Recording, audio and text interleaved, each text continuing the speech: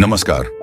आज से हम लेकर आ रहे हैं एक विशेष ऐतिहासिक श्रृंखला, इस्लाम का सफर अरब से भारत तक। इस श्रृंखला में हम जानेंगे कैसे और कब इस्लाम धर्म की शुरुआत हुई, क्या थी उसकी शुरुआती मानसिकता और कैसे ये विचार भारत की धरती तक पहुंचा।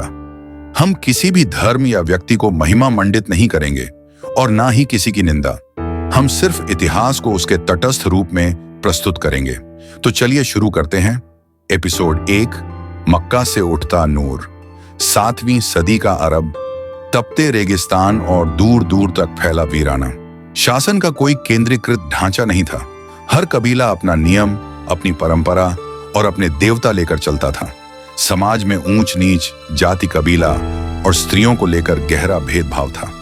मक्का का काबा सैकड़ों मूर्तियों का स्थल था, जहां धार्मिक आस्था से ज्यादा व्यापार और प्रभाव जुड़ा था। इसी मक्का में जन्मे मोहम्मद इब्न अब्दुल्ला एक साधारण परिवार से।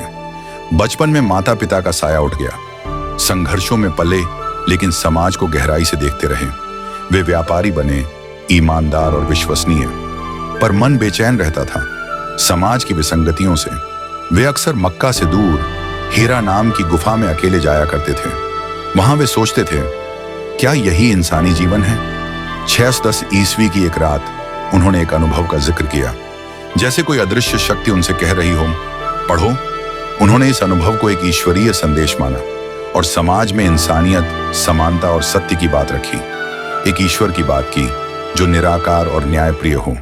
कुछ लोगों ने ध्यान से सुना, कुछ ने इनकार किया और कुछ ने विरोध किया। उनकी पत्नी खदीजा ने उनका साथ दिया और धीरे धीरे कुछ लोग उनसे जुड़े। जैसे जैसे उनकी बातें फैलने लगीं, मक्का के प्रभावशाली वर्गों में असहजता बढ़ी। मोहम्मद और उनके अनुयायियों को बहिष्कृत किया गया। कुछ पर अत्याचार हुआ, फिर भी उन्होंने कोई हिंसक प्रतिक्रिया नहीं दी। 622 ईस्वी में मोहम्मद और उनके अनुयायियों ने मक्का छोड़ दिया। इसे हिजरत कहा गया। वे मदीना पहुंचे, जहां उन्होंने सभी समुदायों के साथ एक सामाजिक अनुबंध बनाया, जिसमें सबको बराबरी और सुरक्षा मिली। मोहम्मद ने कुछ नैतिक बातें सामने रखी। सच बोलो, निर्धनों की मदद करो, स्त्रियों को गरिमा दो और जात पात से ऊपर उठो। ये बातें समाज सुधार के प्रयास के रूप में रखी गईं।